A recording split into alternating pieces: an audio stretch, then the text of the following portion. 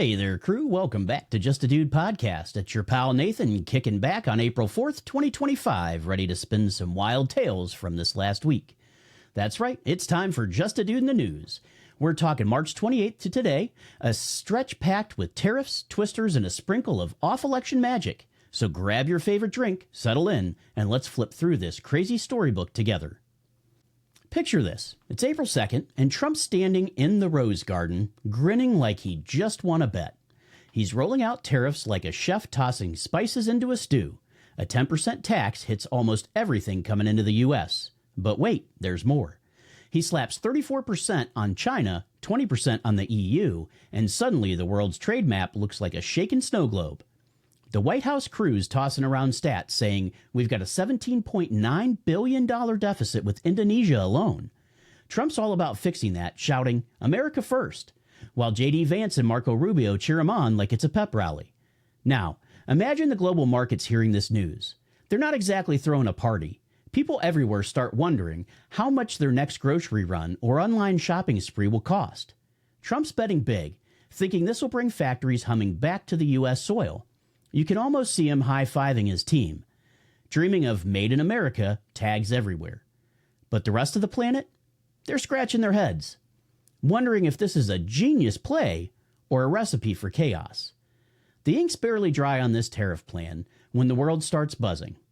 It's like Trump dropped a pebble into a pond and the ripples are hitting hard. China's already cooking up a comeback, which we'll get into soon.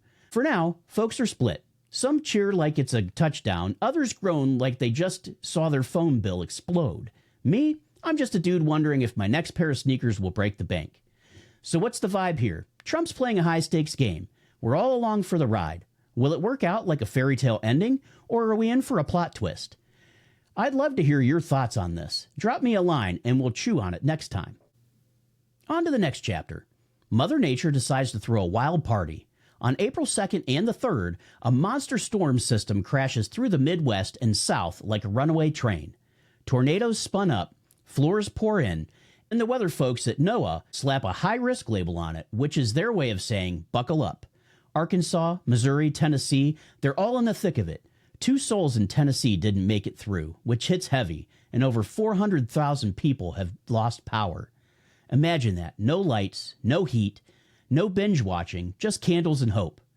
This isn't some light drizzle. We're talking train cars flipped in Missouri, hail bouncing around like golf balls, and rivers popping up where streets used to be. Governors leap into action. Sarah Huckabee Sanders in Arkansas is calling for backup, while Memphis and Nashville brace for more waterworks. It's like the skies opened up and said, let's make Wednesday unforgettable. Photos start flooding around, showing the mess left behind. Houses look like they've been through a blender, trees are toast, and folks are just trying to piece it all together. The forecast whispers more rain, maybe flash floods, keeping everyone on edge.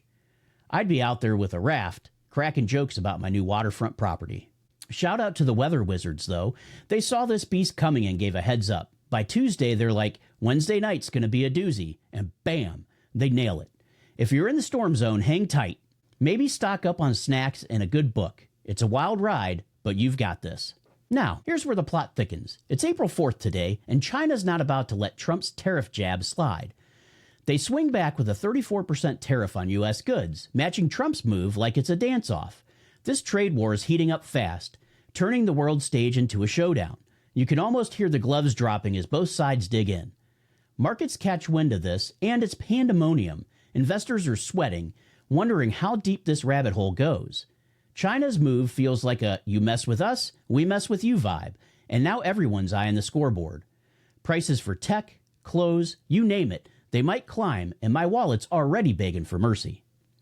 Think about the timing. Trump kicks things off on April 2nd, and by April 4th, China's got their counterpunch ready.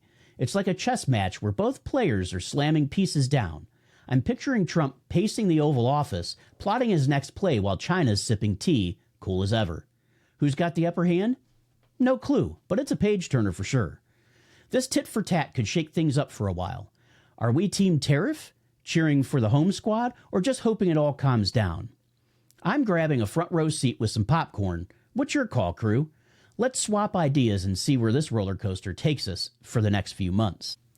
Now let's zoom into the money mess. By April 3rd and 4th, global markets are flipping out over Trump's tariffs and China's comeback. Stocks take a dive, like someone yanked the plug on Wall Street. Dow futures drop 900 points, S&P's sliding, and Nasdaq's a wreck as well. Investors bolt for safe spots, clutching gold and bonds like life rafts. It starts on April 3rd. Picture trading floors in Frankfurt, screens flashing Trump's grin while share prices plummet. Analysts are tossing around words like trade war and slow growth, and I'm just a dude hoping my savings doesn't vanish. It's like economic Jenga, and the tower's extremely wobbly. April 4th, it's a full-blown panic fest. Everyone's scrambling. Countries are tossing threats, and the vibe's pure chaos. People start whispering about tariff-proof trades, but good luck dodging the storm when everything's tangled up. I'm half tempted to stash cash under my mattress and call it a day. This roller coaster's got no brakes. 1 minute you're vibing, the next you're Googling how to survive a recession. Will it bounce back, or are we in for a wild ride? I'm no money guru, but I'd love your take. Are you feeling the squeeze yet? Let's chat. Time for some more political drama. April 1st and 2nd brings spring elections in Wisconsin and Florida, and they're tossing curveballs Trump's way. In Wisconsin, a judge he's rooting for, Brad Schimmel, takes a tumble. Even with Elon Musk dropping $21 million into the fight, liberals snag a Supreme Court majority. It's like a plot twist nobody saw coming. Down in Florida, though, it's a different tune. A Republican named Randy Fine grabs a House seat on April 1st, giving Trump a little win to balance the scales. Still, that Wisconsin loss stings. People start whispering it's a warning sign for the GOP, especially after Trump carried the state in November. The tea leaves are murky here, crew. This all unfolds right before the tariff storm hits. April 1st votes are dropping. April 2nd, Trump's signing big plans.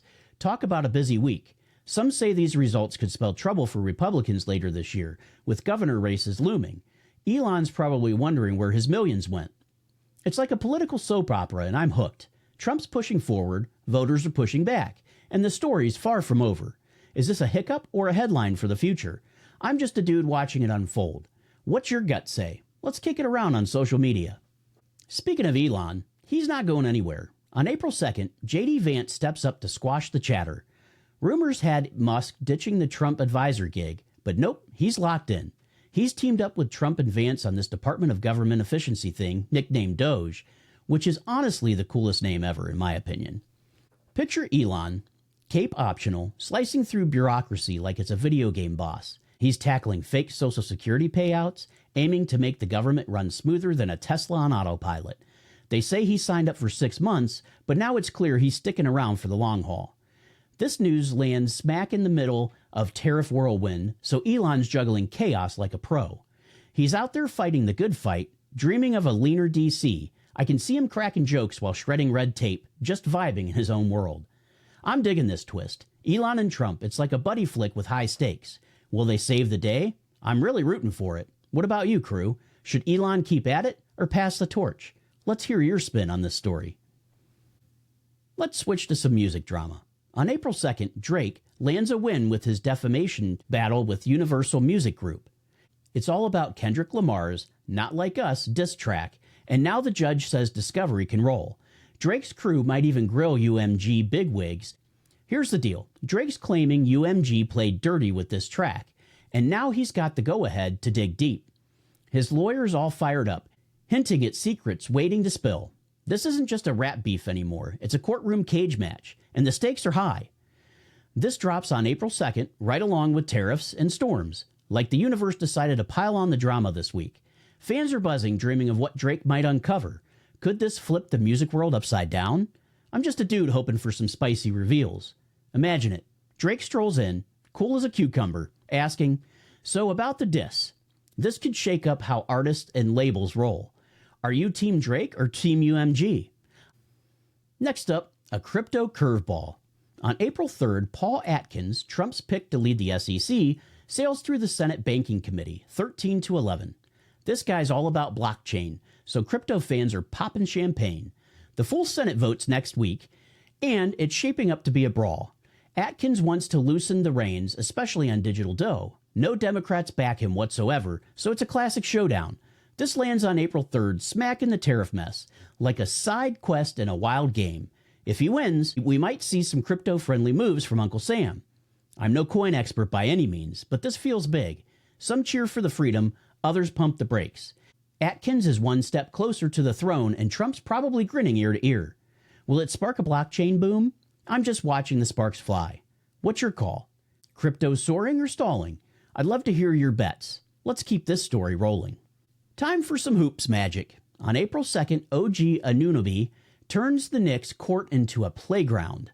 He drops 19 points and 5 assists by halftime, pulling Euro steps and locking down defense like a superhero. Fans are screaming MVP, comparing him to Kawhi and LeBron. This game's electric. OG's out there, cool as ice, sinking shots while the crowd loses it. It's a bright spot in a week of tariffs and twisters, like a slam dunk in the chaos. Knicks fans start dreaming of playoff glory, and who can blame them? You can feel the buzz. Commentators are hyped, asking if OG's the real deal. He's got that quick killer vibe, just owning the floor. The Knicks might have struck gold with this dude. I'm loving the show. So our basketball crew, what's your take on this? Is OG the Knicks' golden ticket? I'm just a dude soaking it in, but let's talk some hoops next time.